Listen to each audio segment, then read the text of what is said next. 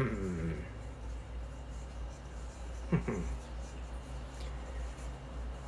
evening, TikTok, and welcome to my TikTok channel where I am about to bore you by doing a wok stir fry in a heavy cast iron wok. And this stir fry has nothing to do with your typical Chinese and Asian stir fry. This is not meant as an insult, it's just a fact. I am making one of my favorite stir fries, which is a take on corned beef hash of all things, although we do add a couple of extra things to it. And this is one of those dishes that is easy to make on a weeknight after work, which is why I am doing it now. So let's start by getting some oil in the pan and going from there. This is different from your typical wok stir fry because this uses a heavy USA-made cast iron wok. This is not the type of wok where I can pick up with one hand and toss the food around, I'm afraid. On the other hand, this thick and heavy wok does a great job holding in heat, which means even on a cheap stove, it gets hot enough to do a really decent stir fry. It does take a little longer than a typical restaurant, but nonetheless, this should still make for a good stir fry. In fact, I know it will because I've made this many times before. And let's start with some sliced potatoes.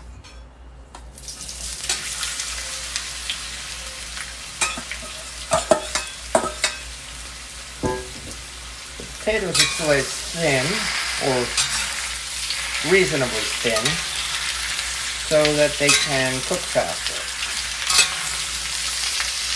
There we go.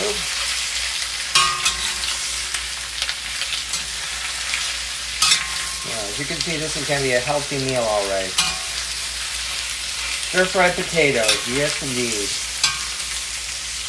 Any dietitian will tell you how healthy these are.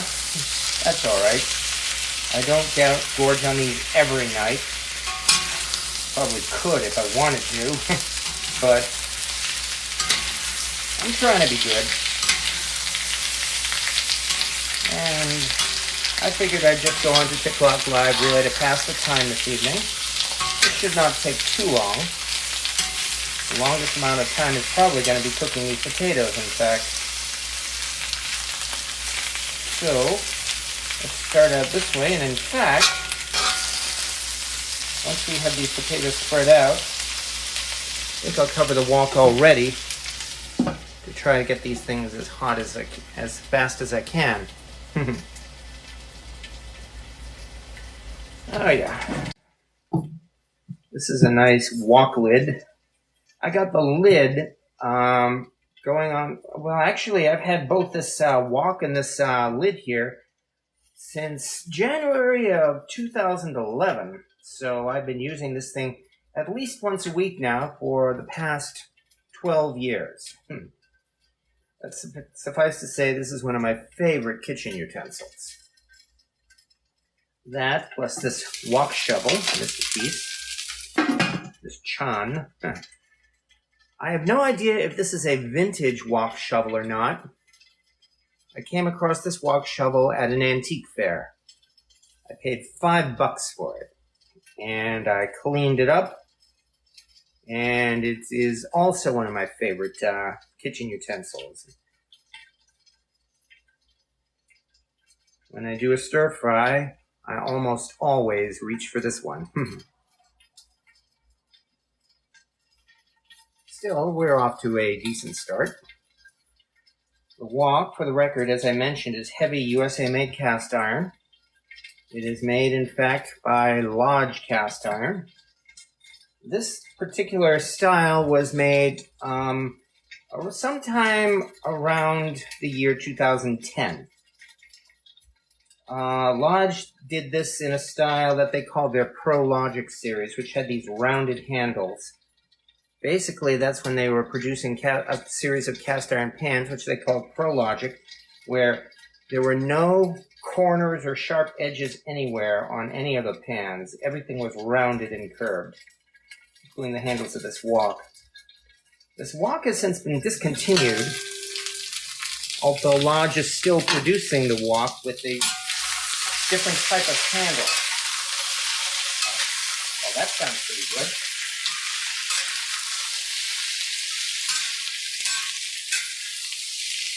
Yeah, what I have to do is cook the potatoes until they start to soften. So this first step is the longest. Nonetheless, again, get out. Here we are. Salt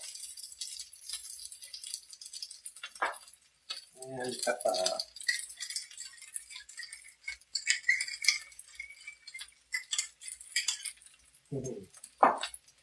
Oh yeah.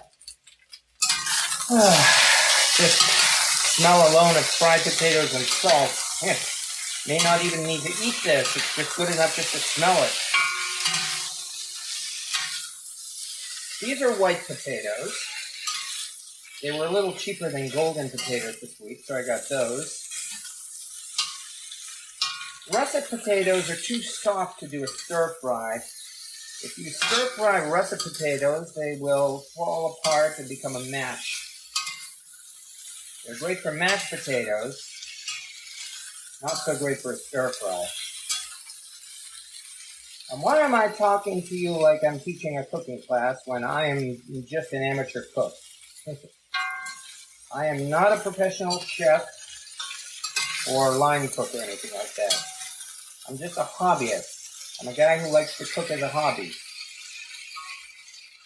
Cooking is a great stress relief for me, which is another reason to do this on a work night. On the other hand, I've also been running a YouTube channel for the past 12 years now. So that's gotten me into the habit of constantly talking so as not to have any dead air. Of course, the sound of this produces some ASMR right there. So yes. Welcome everybody to a TikTok channel that does not have a stupid political debate or religious debate or jailbait. Trust me, you do not want to see me with my shirt off. On the other hand, I think you would much prefer seeing these potatoes. I know I would.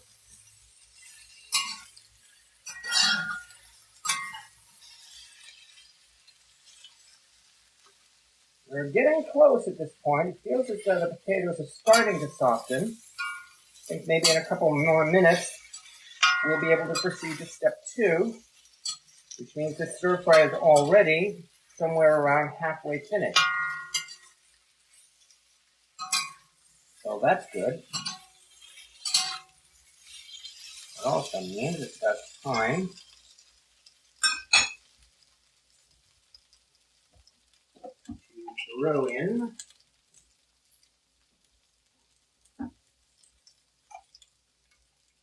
some minced garlic.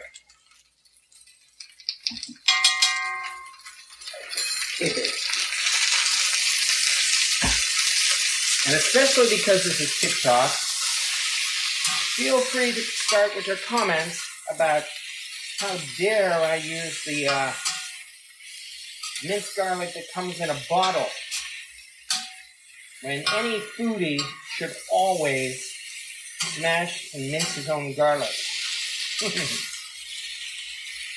Good enough for me. I'm the one who's going to be eating this. And as I've said already, it's a work night and I'm tired.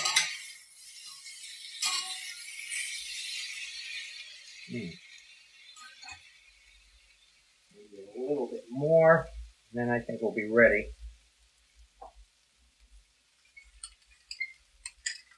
we go.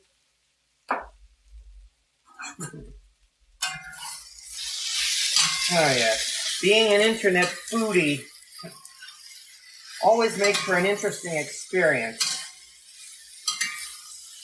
When you get folks who come on, folks you've never met before, and immediately announce what a dumbass I am for cooking it this way. As you can see, I'm all upset about that. There we go. Probably getting to that point again. I do see people are joining. I'm getting a heart or two, which is nice. Thank you very much. I'm not asking for gifts. I'm really here just for the heck of it, just to spend some time as I make supper. I'm not worried about making an income from this. Don't worry.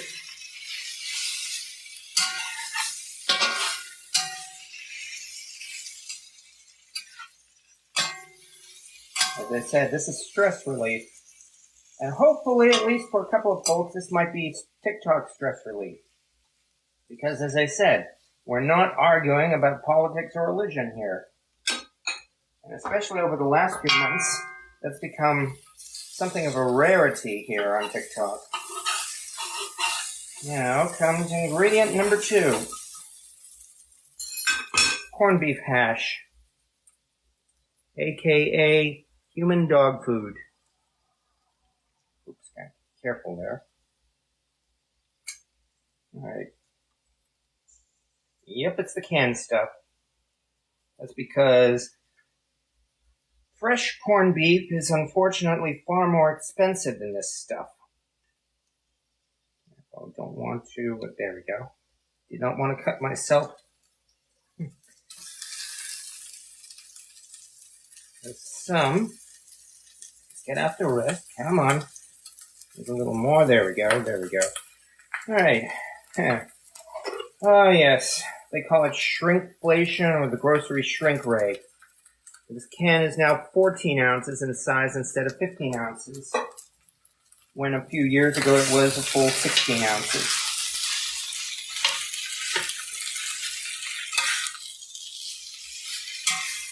Yeah, that's why I say this stuff looks like dog food. There's no denying that. But once it's all mixed in and heated up, that will be a huge improvement. Especially since I'm going to be adding a couple of greens to this after this. Once we get this good and hot. Really all we need to do at this point is heat this up. If you were to make this yourself, you would, of course, be free to add any other spices and seasonings you want. You want to drown this in some kind of sauce, for instance, whether it's soy sauce, Worcestershire sauce, barbecue sauce, oyster sauce, hoisin sauce, you are free to do so. I really like the taste of it as is, although I will confess, when everything is all done, I'm going to top this dish with feta cheese. Yes, I know, it's more traditional to put a fried egg on top of corned beef hash. But the savory taste of the feta cheese goes great with this. Especially with the next ingredient. I think I'll heat it a little bit more, maybe another minute or so. And we will get down to it. As I said, we're more than halfway done already. This is not going to take long. Is it hamburger and fries? That's actually corned beef hash. The stuff that comes in a can. You can get it at the canned meat section of the supermarket. I mean, yeah, I know it is beef, yes. Yeah. The stuff in a can definitely has to be mixed up with something fresh, though, for it to taste good. Because, as I said, this is one of my favorite stir-fries. I've been making this now for more than a decade, so I'm not going to have any problem with this when it's done. Looks good. Well, thank you very much. Thank you, yeah.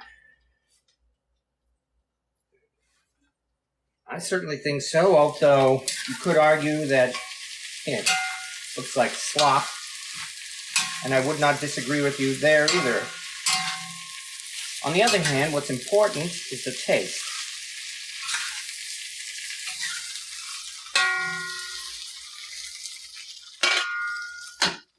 There we go. We've gotten this far. Now, we'll do something a little bit less traditional. And that is putting in a whole bunch of spinach.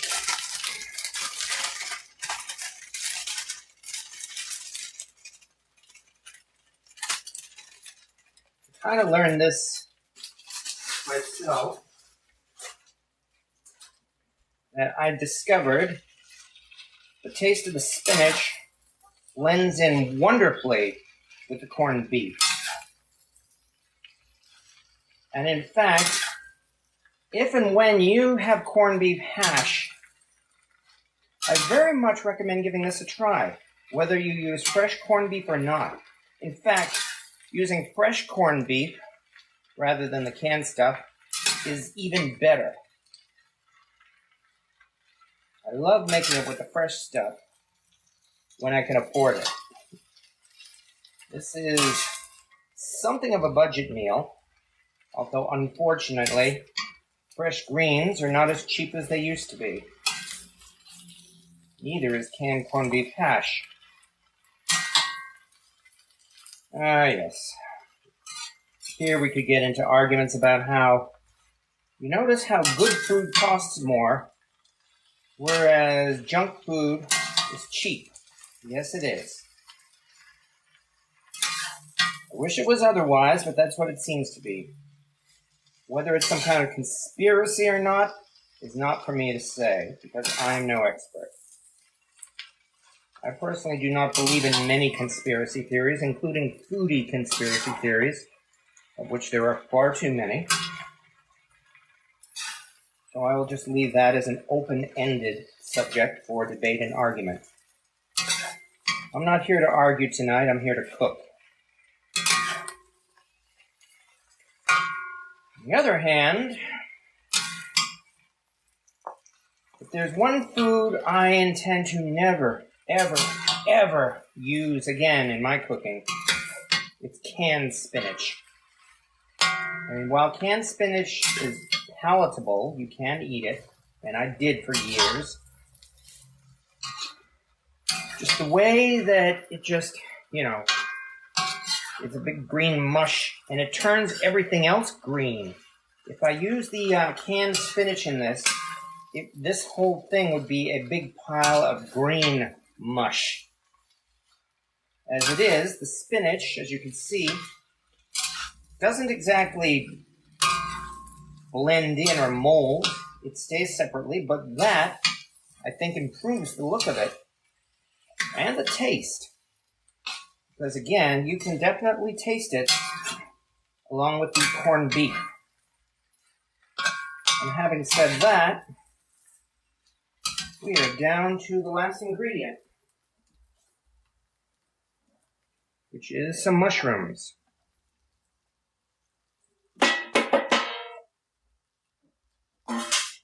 And we only have a couple of minutes to go now. Once these mushrooms are, softened, we'll be ready to serve.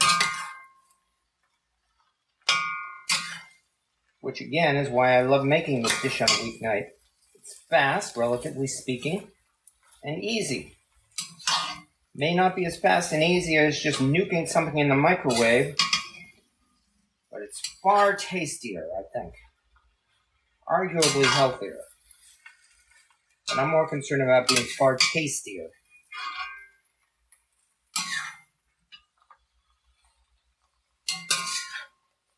And I do have the recipe for this on my website. If you look up Cast Iron Chaos, the same name as my TikTok channel and YouTube channel, you will find it there. Chaotic Spinach Hash. I'm not trying to sell anything. I'm just saying it's a recipe that I enjoy. Whoops. Hot, hot, hot. Ow. It's a recipe that I enjoy, am rather proud of, and I would very much like to share it with everybody, which is why I'm doing this live here on TikTok. There we go.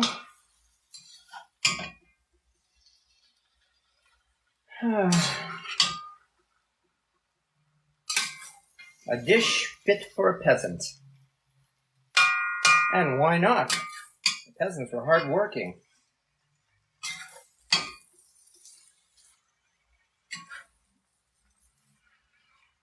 Hey, with that, oh yeah, I better get the last thing out of the fridge. There it is. Yeah.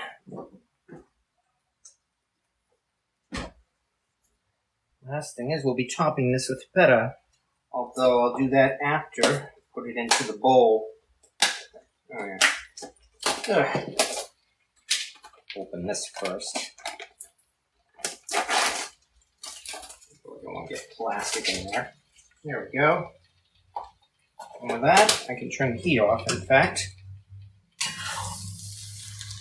We are ready to serve.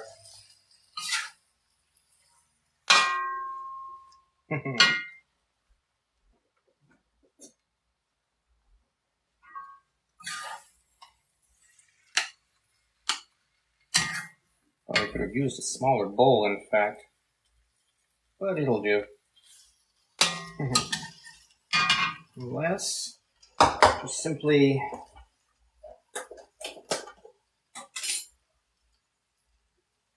top this with a little bit of feta. Probably enough.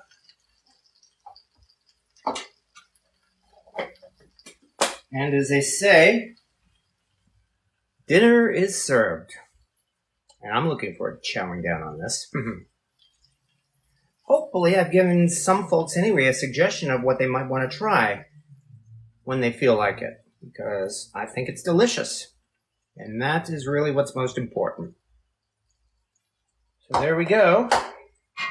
Spinach hash stir fry, or I call it chaotic spinach hash, done in a large cast iron wok. And there we go. Thank you for watching TikTok. I hope you liked it. Have yourself a good Monday evening, folks, and enjoy yourself.